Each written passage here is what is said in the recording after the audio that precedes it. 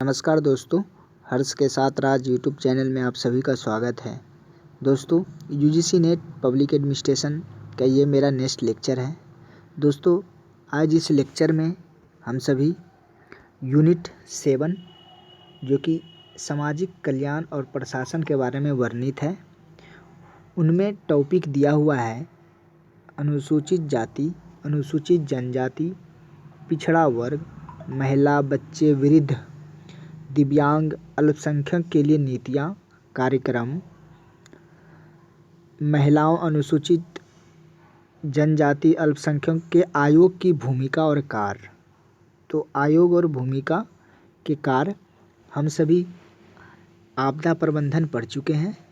आप मेरे प्लेलिस्ट में जाएंगे तो आपदा प्रबंधन आपको मिल जाएगा लेक्चर। तो दोस्तों, आज हम पढ़ेंगे अनुसूचित जाति जो कि हमारे संविधान में वर्णित है, संवैधानिक आयोग है, उनके बारे में स्पष्ट रूप से जानेंगे। तो दोस्तों, आपको मेरा वीडियो कैसा लग रहा है आप कमेंट बॉक्स में ज़रूर लिखें। साथ ही अपने दोस्तों को जो यूजीसी नेट पब्लिक एडमिनिस्ट्रेशन की तैयारी कर रहे हैं उनको भी सलाह दें। साथ में आप भी लाइक्स और शेयर ज़रूर करें। तो दोस्तों, 7 टॉपिक स्टार्ट करते हैं। देखिए, भारत सरकार का एक मंत्रालय है जिनका नाम है सामाजिक न्याय एवं अधिकारिता मंत्रालय। सामाजिक न्याय एवं अधिकारिता मंत्रालय देशवासियों के कल्याण, सामाजिक न्याय तथा अनुसूचित जाति, अनुसूचित जनजाति, अन्य पिछड़ा वर्ग, दिव्यांग, बुजुर्ग वर्ग और नशीले पदार्थ के दुरुपयोग के शिकार तथा अन्य अपेक्षित एवं वंचित लोगों के सशक्तिकरण के लिए उत्तरदायी है। दोस्तों, ये पॉइंट एग्जाम में पूछा जाता है। इस मंत्रालय के अंदर कितने विभाग हैं? तो 2 विभाग हैं। प्रथम है सामाजिक न्याय एवं अधिकारिता विभाग, सेकेंड है दिव्यांग व्यक्तियों को अधिकार संपन्न बनाने का विभाग। तो आप ध्यान में रखना है कि सामाजिक न्याय एवं अधिकारिता मंत्रालय के अंदर 2 विभाग काम करते हैं। वह एक है सामाजिक न्याय एवं अधिकारिता विभाग, सेकेंड है दिव्यांग व्यक्तियों को अधिकार संपन्न बनाने का विभाग। तो दोस्तों, आपसे मेरा एक प्रश्न है कि वर्तमान समय में सामाजिक न्याय एवं अधिकारिता मंत्रालय के मंत्री कौन हैं? आप कमेंट बॉक्स में ज़रूर बताएं। तो दोस्तों, राष्ट्रीय अनुसूचित जाति आयोग, तो हमारे संविधान के आर्टिकल 338 में इनका स्पष्ट रूप से वर्णन किया गया है। आप देख सकते हैं, आर्टिकल जो है 338 के तहत राष्ट्रीय अनुसूचित जाति आयोग का गठन किया गया। सेकेंड पॉइंट है 89वें संविधान संशोधन अधिनियम 2003 के द्वारा संयुक्त राष्ट्रीय अनुसूचित जाति और अनुसूचित जनजाति आयोग को पृथक निकाय में विभाजित कर दिया गया तथा अनुच्छेद 338 के अंतर्गत राष्ट्रीय अनुसूचित जाति आयोग और अनुच्छेद 338A के तहत राष्ट्रीय अनुसूचित जनजाति आयोग नामक 2 नए आयोग का गठन कर दिया गया। ये सवाल बहुत बार पूछे जा चुके हैं कि अनुसूचित जाति और अनुसूचित जनजाति को कौन से संशोधन में अलग कर दिया गया है, अलग संवैधानिक आयोग बैठा दिया गया है। तो वो है 89 संविधान संशोधन 2003 के तहत।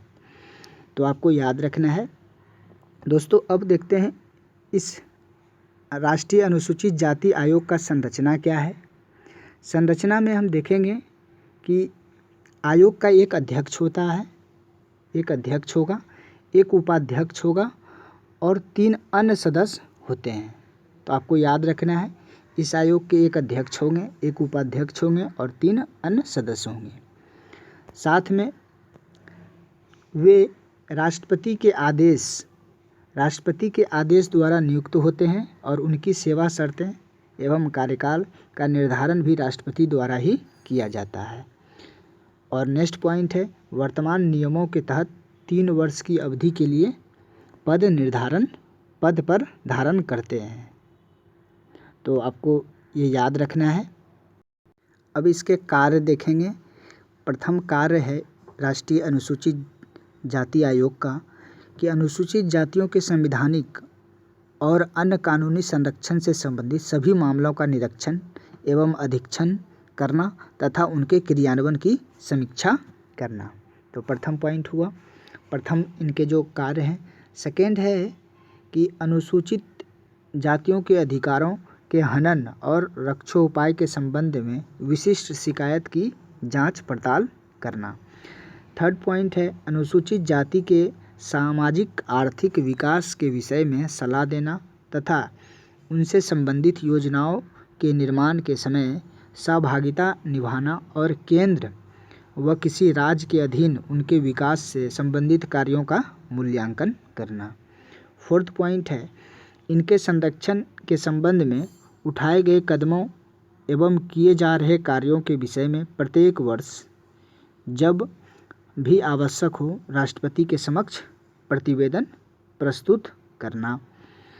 नेक्स्ट है फिफ्थ पॉइंट कि संरचनात्मक उपायों के संदर्भ में केंद्र और राज्य सरकारों द्वारा उठाए गए कदमों की समीक्षा करना। और एक अलग से पॉइंट है कि आयोग एक वार्षिक रिपोर्ट राष्ट्रपति को प्रस्तुत करता है। राष्ट्रपति यह रिपोर्ट संसद के समक्ष प्रस्तुत करवाता है। ये सवाल पूछे भी गए हैं और नेक्स्ट एग्जाम में भी पूछे जा सकते हैं। तो आप कार्य जान गए कि राष्ट्रीय अनुसूचित जाति आयोग का कार्य क्या है। अब इस आयोग का शक्ति क्या है वो देख लेते हैं।